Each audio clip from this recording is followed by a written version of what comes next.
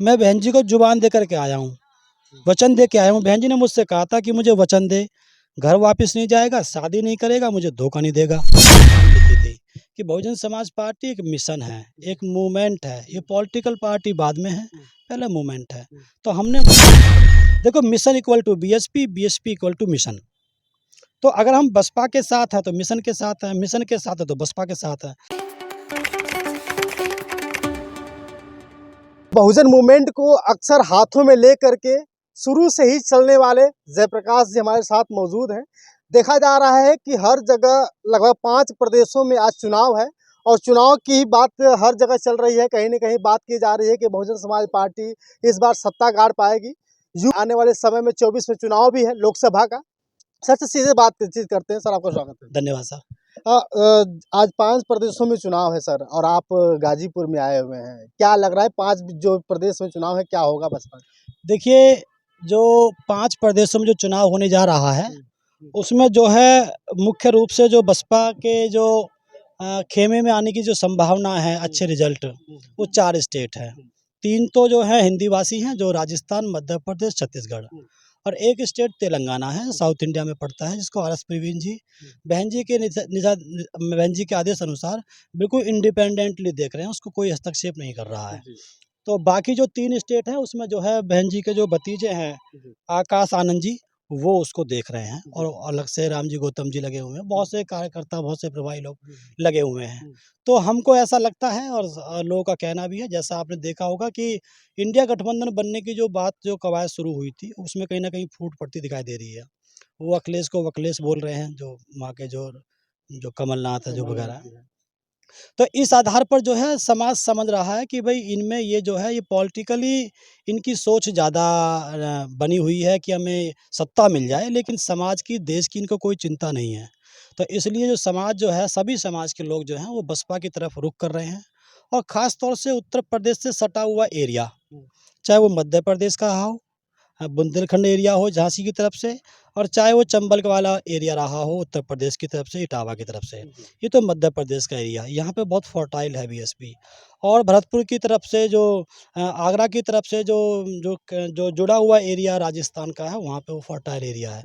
तो इस एरिया से हम लोग जो है, कम से कम दोनों स्टेटों में हम कम से कम यहाँ पर जो है बैलेंस ऑफ पावर के रूप में कम से कम 15 से लेकर के 25-25, 30-30 सीटें वहाँ पे हम जीतने की हमारी पूरी संभावना है, जिसमें कि 80-90 सीट पे हम लोग बहुत ज़बरदस्त फाइट भी कर रहे हैं। तो हाँ जी। एक बात और सर, जब आप यूपी में जब 5वीं बार सरकार बनाने की जब बहन जी कवायद शुरू की थी 5वीं बार, तो आपने अपने रथ लेकर के पूरे प्रदेश में घूमने का काम किया था। उसी समय आपके ऊपर आरोप भी लग जाते हैं कि आप तो पार्टी से निष्कासित हैं, और फिर आप पार्टी का झंडा डंडा लेकर के जारी रूप से लेकर चल रहे हैं। आप बस जबकि आरोप भी लगा था, नोएडा के एक अध्यक्ष हैं, उन्होंने ऐसा किया हुआ था कि जब्त कर लिया जाए। तो फिर अभी भी आप देखते हैं बसपा की तरफ ही रुख बनाए रखते हैं, आखिर क्यों? देखिए, बसपा जब हमने शुरुआत की थी काम करने की, तो हमको सबसे पहले जो हमने जो बहन जी की किताब पढ़ी थी, बहुजन समाज और उसकी बीएसपी और उसकी राजनीति, जो बहन जी ने खुद लिखी है, जो बहन जी ऑथर थी उस किताब की। तो उसके सबसे पहले पेपर पे सबसे पहली लाइन लिखी थी कि बहुजन समाज पार्टी एक मिशन है, एक मूवमेंट है। ये पॉलिटिकल पार्टी बाद में है, पहले मूवमेंट है। तो हमने मूवमेंट के हिसाब से जॉइन किया।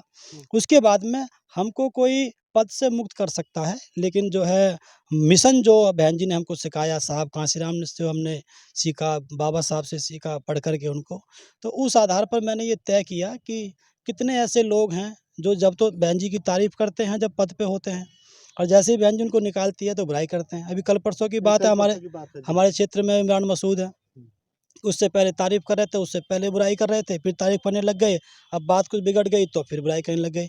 तो ये जो चीज़ होती है, ये किसी अच्छे सभ्य व्यक्ति को शोभा नहीं देती। समाज बहुत कुछ देखता है, हमारे देश में इंटेलेक्चुअलशिप भी बहुत क्रिएट हो रही है, तो वो सब कुछ चीज़ देखता है। तो हमने ये तय किया कि नहीं, अगर ये मिशन है बीएसपी, तो हम बीएसपी के साथ खड़े। देखो, mission equal to BSP, BSP equal to mission. तो अगर हम बसपा के साथ हैं तो मिशन के साथ हैं, मिशन के साथ है तो बसपा के साथ है। जो केवल मिशन के साथ है, बसपा के साथ नहीं है, समझो वो मिशन के साथ भी नहीं है। तो हमने ये तय किया, हमने पूरी सभी साथियों से बातचीत करी, देखा हमने कि भाई कोई बात नहीं, पार्टी का पद में आने जानी चीज़ है, बहन जी ने वही बहन जी हैं जिन्होंने अपने भाई को हटा कर के हमको बनाया था, वरना हमें कौन जानता था, हम तो फ़कीर आदमी थे, किराए पे थे, आज भी मैं किराए पे रहता हूँ। तो बहन जी ने जो मुझे दिया है, इसको मैंने काउंट किया है और जो बहन जी ने मुझसे ले लिया है, मैंने उसे कभी काउंट नहीं किया। बहन जी को मुझको देने के बाद और वापस लेने के बाद जो मेरे पास बचा है, वो अपने आप में बहुत बड़ी चीज़ है, इसलिए मैं बहन जी को हमेशा ऋणी रहूँगा। देखिए, बहुत सारे लोगों को सवाल उठते हैं कि साहब ने तो मैरिज भी नहीं की, कहीं न कहीं लग रहा है कि बहन जी बहुत बड़ा पद भी दे सकती है। क्या आशा ऐसी है क्या किसके बारे में? आपके बारे में? देखिए, संभावनाएँ हमेशा बनी रहती हैं, संभावना की दुनिया है ये। और बुद्ध ने भी कहा है कि कोई व्यक्ति कभी भी अच्छा विचार उसके दिमाग में कभी भी आ सकता है। इस दुनिया से जाने के पहले भी कभी भी आ सकता है।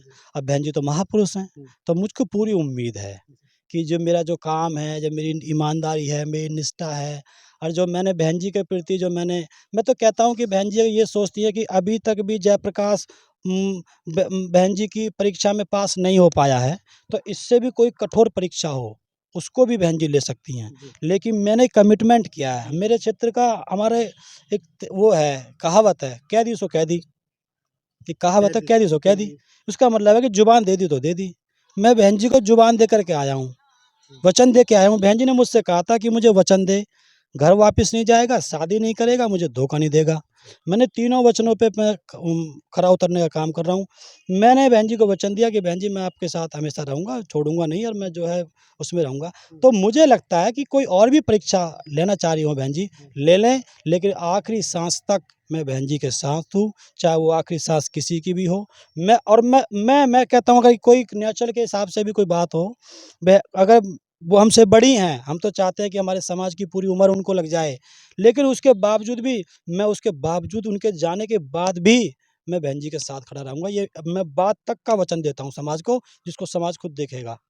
सर आपसे कुछ आखिरी सवाल है कि आप यूपी सीएम बनाने के लिए लगातार प्रयास करते रहे। अब आने वाले समय 24 में चुनाव है, लोकसभा की तैयारी है।